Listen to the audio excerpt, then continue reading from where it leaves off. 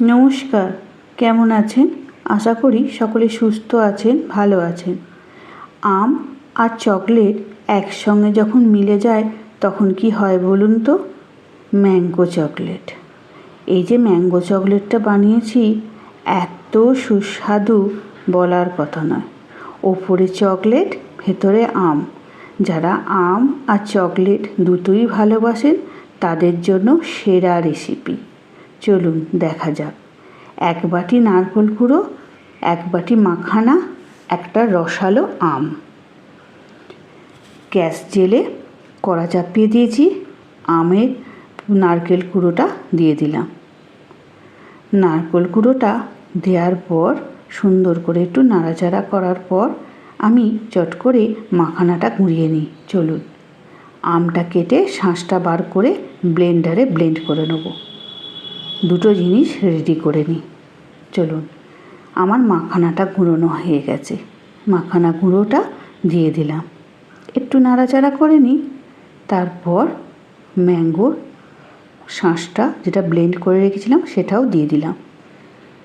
সবগুলো সুন্দর করে মিশিয়ে ফেলি। দেখেছেন তো কত ভালো হচ্ছে? বলুন তো তাহলে কেমন হয়?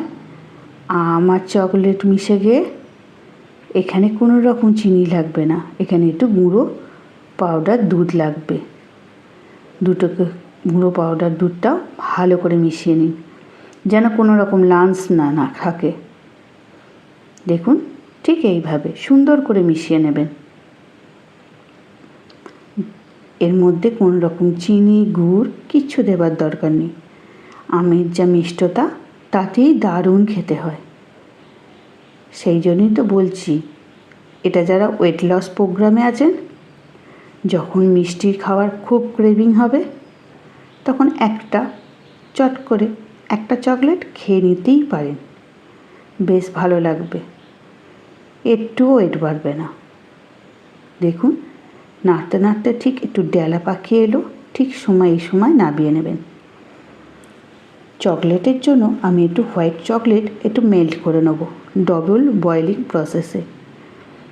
এটা হোক, ততক্ষণ নাড়ুগুলো পাকিয়ে নিই। গোল গোল করে বলের আকারে করে নিলাম।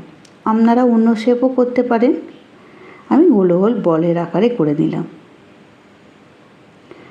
সুন্দর করে নেব। ওদিকে চকলেটটাও মেল্ট হচ্ছে। চকলেটটা মেল্ট হয়ে যাক, তারপরে এই বলগুলো বা নাড়ুগুলো চকলেটের মধ্যে ডিপ করে কোটিং হয়ে যাবে, তুলে তুলে রেখে দেবো ঠিক এইভাবে। দিয়ে ফ্রিজে পুরে দেবো। ফ্রিজে খানিকক্ষণ রাখার পরই শক্ত হয়ে যাবে উপর থেকে। ব্যাস, রেডি হয়ে যাবে ম্যাঙ্গো চকলেট। তাহলে কেমন হলো তাড়াতাড়ি বলুন। এই রকম রেসিপি দেখবার জন্য একটা সাবস্ক্রাইব করে দিন, ভালো লাগলে লাইক আর শেয়ার দুটোই করে দিন। কেমন লাগলো বলতে কিন্তু ভুলবেন না।